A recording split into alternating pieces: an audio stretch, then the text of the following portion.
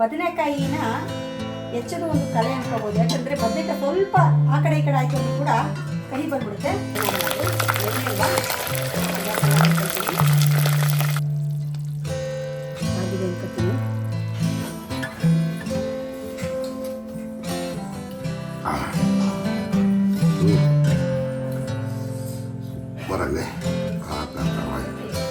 ನಮಸ್ತೆ, ಅಮ್ಮನ ಕೈ ರುಚಿಗೆ ಸ್ವಾಗತ. ಇವತ್ತು ನಾನು ನಿನ್ನೆ ಚಾಮುಂಡಿ ಬೆಟ್ಟಕ್ಕೆ ಹೋಗಿದ್ದೆ. ಅಲ್ಲಿಂದ ಬರ್ತಾ ಒಳ್ಳೆ ಬದನೆಕಾಯಿ ಸಿಕ್ತು. ಅದನ್ನು ತಗೊಂಡ್ಬಿಟ್ಟು ಏನು ಮಾಡೋದು ಅಂದ್ಕೊಂಡೆ, ಎಣ್ಣೆ ಬದನೆಕಾಯಿ ಮಾಡೋಣ ಅಂತೇಳಿ ರೆಡಿ ಮಾಡ್ಕೊಂಡಿದ್ದೀನಿ. ಬನ್ನಿ ಅದಕ್ಕೆ ಏನೇನು ಬೇಕು ಅಂತ ತೋರಿಸ್ಕೊಡ್ತೀನಿ.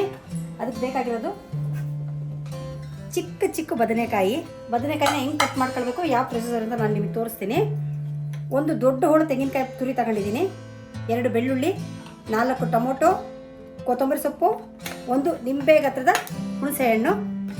ಇದು ಸಾಂಬಾರು ಪುಡಿ. ಇದನ್ನು ಮಾಡೋದು ನಿಮಗೆ ಹೇಳ್ಕೊಡ್ತೀನಿ. ಇದು ಕಾಳು ಸಾಂಬಾರಿಗೆ, ಹುಳಿ ಸಾಂಬಾರುಗಳಿಗೆಲ್ಲ ಇದನ್ನೇ ಬಳಸ್ತೀನಿ.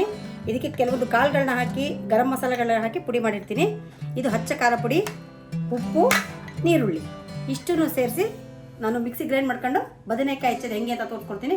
ಬನ್ನಿ ಫಸ್ಟ್ ಇದನ್ನು ಗ್ರೈಂಡ್ ಮಾಡ್ಕೊಂಡು. ಈಗ ಮಸಾಲೆನ ಗ್ರೈಂಡ್ ಮಾಡ್ಕೊಂಡು ತಂದಿದ್ದೀನಿ. ಇದನ್ನ ಪಕ್ಕಕ್ಕಿಡ್ತೀನಿ.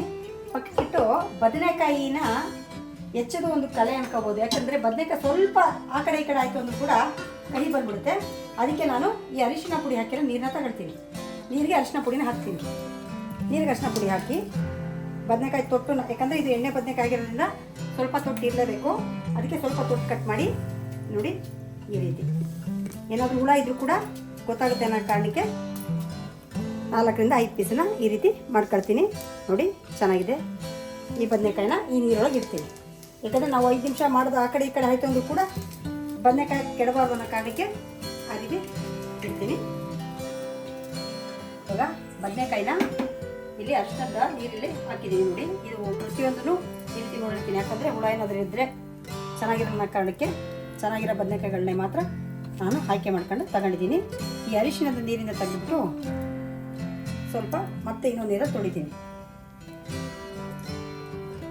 ಎಣ್ಣೆ ಕಾಯ್ದಿದೆ. ಇವಾಗ ಒಂದೊಂದೇ ಬದನೆಕಾಯಿನ ಇಡ್ತೀನಿ. ಇದಕ್ಕೆ ಸ್ವಲ್ಪ ನೀರು ತೆಗೆದು, ಯಾಕಂದರೆ ನೀರು ಪಟ ಅಂತ, ಅದಕ್ಕೆ ನೀರನ್ನ ನೀಟಾಗಿ ಕೊಡದೆ ಜೋಡಿಸ್ತಾ ಇದ್ದೀನಿ. ನಾನು ಹೇಳಿದೆ ಎಲ್ಲರೂ ಮಾಡೋ ಅಡುಗೆಗಳನ್ನೇ ಮಾಡ್ತಾಯಿದ್ದೀನಿ. ಆದರೆ ನೀವು ಮಾಡೋ ಅಡುಗೆಗಳನ್ನ ವಿಭಿನ್ನವಾಗಿ ಮಾಡಿರ್ತಾರೆ. ನಾನು ಒಂಥರ ಮಾಡ್ತೀನಿ. ಮಾಡೋ ವಿಧಾನಗಳು ಬೇರೆ ಅಂತ ಬಿಟ್ಟರೆ ಬೇರೆ ಏನಿಲ್ಲ. ರುಚಿ ಕೂಡ ಬೇರೆ ಬೇರೆ ರೀತಿ ಬರುತ್ತೆ. ಕೆಲವರು ಒಂದೊಂಥರ ಮಸಾಲೆ ಹಾಕ್ತಾರೆ, ನಾನೊಂಥರ ಮಸಾಲೆ ಹಾಕ್ತೀನಿ. ಹಾಗಾಗಿ ಮಾಡುವ ವಿಧಾನಗಳು ಮಾತ್ರ ರುಚಿ ವಿಧಾನ ಎರಡೂ ಬದಲಾಗುತ್ತೆ. ಈಗ ಒಂದು ಎಣ್ಣೆ ಅನ್ನೋದು ಈಗ ಹಾಕಿ ಇದನ್ನು ಒಂದು 5 ನಿಮಿಷ ಮುಚ್ಚಲು ಹಾಕಿ ಮುಚ್ಚುತ್ತೀನಿ.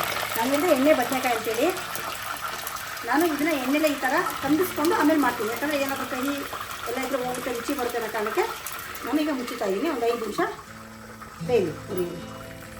ಈಗ ಒಂದು ಸೈಡು ಬೆಂದಿದೆ. ಇದಕ್ಕೆ ಏನಾಗೋದು ಎಣ್ಣೆಯಿಂದ ಗ್ಯಾಸನ್ನು ಮಾಡ್ಕೊಳ್ತೀನಿ. ಗ್ಯಾಸನ್ನು ಮಾಡ್ಕೊಂಡು ಇವಾಗ ಕೈ ಹಾಕ್ತೀನಿ. ಅದಕ್ಕೆ ಇದನ್ನ ಮುಚ್ಚಿಬಿಟ್ಟೆ ಬೇಯಿಸೋದು. ಎಣ್ಣೆ ಸಿಡಿತು ಅನ್ನೋ ಕಾರಣಕ್ಕೆ ರುಚಿ ಬೇಕಲ್ಲ ಬಾಯಿಗೆ. ಸಿಡಿತು ಅಂತ ಬಾಯಿಗೆ ಆಗಲ್ಲ. ಅದಕ್ಕೋಸ್ಕರ ಇವಾಗ ಇದಕ್ಕೆ ಸ್ವಲ್ಪ ಉಪ್ಪನ್ನು ಹಾಕ್ತಾಯಿದ್ದೀನಿ. ಇನ್ನು ಒಂದು ಸೈಡ್ ಬಂದಿದೆಯಲ್ಲ, ಈಗ ಸ್ವಲ್ಪ ಲೈಟಾಗಿ ಎಣ್ಣೆಯನ್ನು ಹಾಕ್ತಾಯಿದ್ದೀನಿ. ಉಪ್ಪಿದೆ ಅಂತ ಇವಾಗ ಇನ್ನೊಂದು 5 ನಿಮಿಷ ಮುಚ್ಚಿದ್ದೀನಿ. ಸಣ್ಣ ಉರಿ ಮಾಡಿ ಇನ್ನು 5 ನಿಮಿಷ ಮುಚ್ಚಿದ್ದೀನಿ. ಇವಾಗ ಇನ್ನೊಂದು ಸೈಡ್ ಕೂಡ ಬೆಂದಿದೆ ನೋಡಿ, ನೀಟಾಗಿದೆ. ಕೂಡ ಕರ್ಕೋದು ಬದನೆಕಾಯಿಗಳನ್ನ. ಇವಾಗ ನಾನು ಏನು ಮಸಾಲೆ ರೆಡಿ ಮಾಡ್ಕೊಂಡಿದ್ದೆ ಆ ಮಸಾಲೆನ ಇದಕ್ಕೆ ಹಾಕ್ತಾಯಿದ್ದೀನಿ. ಇವಾಗ ಅಷ್ಟೇ ನೀರು ಬಳಸ್ತಾ ಇಲ್ಲ ನೋಡಿ. ನೀರನ್ನ ಯಾವಾಗ ಕಟ್ಬೇಕಂತ ಕೂಡ ಹೇಳ್ತೀನಿ. ಬದನೆಕಾಯಿ ರುಚಿ ಬರಬೇಕು. ಬದನೆಕಾಯಿಗೆ ಇದೆಷ್ಟು ಖಾರ ಹಿಡಿಬೇಕಲ್ವ, ತಿನ್ನೋಕ್ಕೂ ಚೆನ್ನಾಗಿರ್ಬೇಕಲ್ವ, ಸಪ್ಪೆ ಆಗಬಾರ್ದು. ಅದಕ್ಕೋಸ್ಕರ ನೋಡಿ ಈ ರೀತಿ ಮಸಾಲೆನ ಹಾಕಿ ಇನ್ನು 5ರಿಂದ 6 ನಿಮಿಷ ಸಣ್ಣ ಉರಿಲೇ ಬಿಟ್ಟಿರ್ತೀನಿ. ಇನ್ನು ಮತ್ತೆ ಮತ್ತು ಮುಚ್ಚುತ್ತಾ ಇದ್ದೀನಿ. ಇದನ್ನ ಮಾಡಿ ಪೂರ್ತಿ ಅಡುಗೆ ಆಗೋ ತನಕ ಮುಚ್ಚೇ ಇರ್ತೀನಿ. ಯಾಕಂತಂದರೆ ಇದು ಎಣ್ಣೆ ಆರುತ್ತೆ ಮತ್ತು ರುಚಿ ಹೋಗುತ್ತೆ ಅನ್ನೋ ಕಾರಣಕ್ಕೆ. ಮತ್ತು ಸೀಬಾರ್ದು, ಸೀದ್ರೆ ಅದು ವಾಸನೆ ಚೆನ್ನಾಗಿ ಬರಲ್ಲ, ಎಣ್ಣೆ ಎಲ್ಲ ಸೀದ್ಬಿಟ್ರೆ. ಹಾಗಾಗಿ ನಾನು ಮುಚ್ಚೆನೇ ಇದಕ್ಕೆ ಅಡುಗೆ ಮಾಡ್ತೀನಿ. ಇವಾಗ ನೋಡಿ ಮೇಲಿಂದ ಹವೆ ಬರ್ತಾ ಇದೆ ಎಲ್ಲ.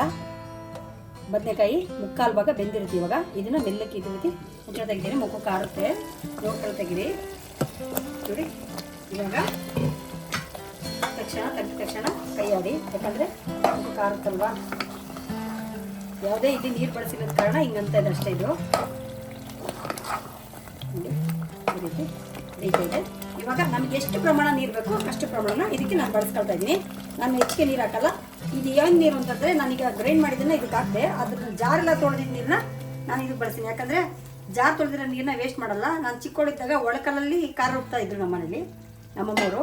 ಅವಾಗ ಹೇಳೋರು, ಅಮ್ಮ ನೀನು ಒಳಕಲ್ಲಲ್ಲಿ ರುಬ್ಬೋದು ಇದಲ್ಲಮ್ಮ, ಆ ಒಳಕಲ್ಲನ್ನ ಎಷ್ಟು ನೀಟಾಗಿ ತೊಳೆದು ಆ ಮಸಾಲೆ ಎಲ್ಲ ಸಾಂಬಾರು ಹಾಕ್ತಿ ಅದೇ ರುಚಿ ಜಾಸ್ತಿ ಬರೋದಮ್ಮ ಅಂತ ನಮ್ಮಮ್ಮ ನನಗೆ ಹೇಳ್ತಾಯಿದ್ರು.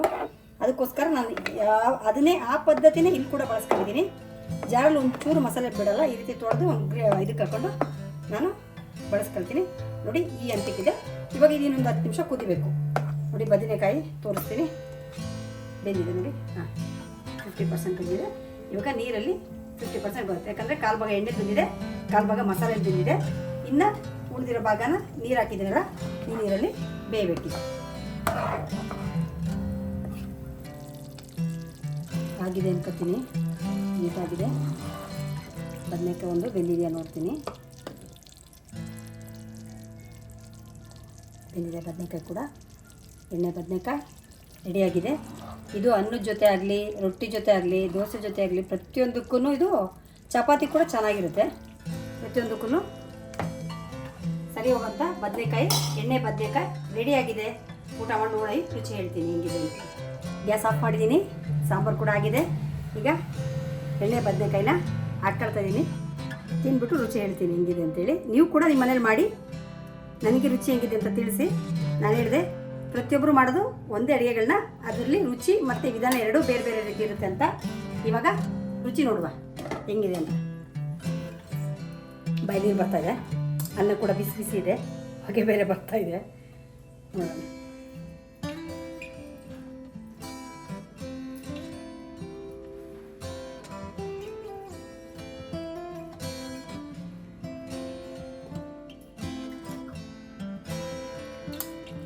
ಈ ಸಾಂಬಾರು ಈಕ್ವಲ್ ಮೀನು ಸಾಂಬಾರು ಥರ ಚೆನ್ನಾಗಿದೆ. ಏನೋ ಒಂಥರ ಚಳಿಗಾಲ ಅಲ್ವಾ, ಏನು ಅಡುಗೆ ಮಾಡಿದ್ರು ಬಿಸಿ ಬಿಸಿ ಊಟ ಮಾಡ್ತಿದ್ರೆ ರುಚಿಗಳು ಬದಲಾಗುತ್ತೆ.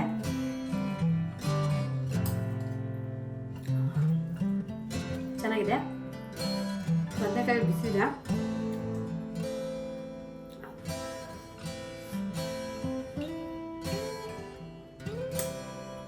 2 ನಿಮಿಷ ಅಲ್ಲಿ ಸಿಕ್ಕಾಪಟ್ಟೆ ಬಿಸಿದೆ.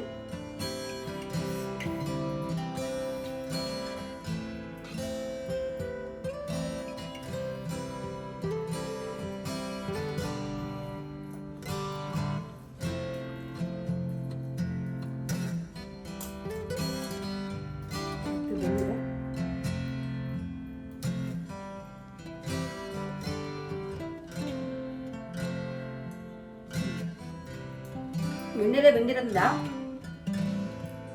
ಬದನೆಕಾಯಿ ರುಚಿ ಕೂಡ ಬೇರೆ ಥರ ಬಂದಿದೆ. ಬದನೆಕಾಯಿ ಥರ ಅಂತ ಅನ್ನೋ ಥರ ಫೀಲು ಹೋಗ್ತಾ ಇಲ್ಲ. ಹಳ್ಳಿ ಬದನೆಕಾಯಿ ಬೇರೆ ಫ್ರೆಶ್ ಇತ್ತು, ಚೆನ್ನಾಗಿದೆ.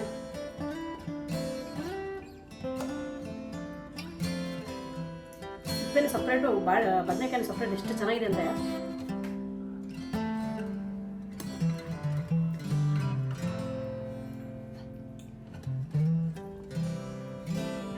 ಚೆನ್ನಾಗಿದೆ. ನಿಮ್ಮನೇಲಿ ಕೂಡ ಮಾಡಿ ನಿಮ್ಗೆ ಇಷ್ಟ ಆಗಿದ್ದರೆ ನನಗೆ ತಿಳಿಸಿ. ಅಮ್ಮ ಚೆನ್ನಾಗಿತ್ತು ಅಂತೇಳಿ ದಯವಿಟ್ಟು ಮರಿಬೇಡಿ. ನಾನಿಲ್ಲಿ ಏನಾದರೂ ಹೇಳ್ತಿದ್ದರೆ ಅದನ್ನು ತಿದ್ದ ಪ್ರಯತ್ನ ಮಾಡಿ. ಮತ್ತೆ ಮುಂದಿನ ಇನ್ನೊಂದು ಹೊಸ ಅಡುಗೆ ಜೊತೆ ನಿಮ್ಮ ಮುಂದೆ ಬರ್ತೀನಿ. ಧನ್ಯವಾದಗಳು.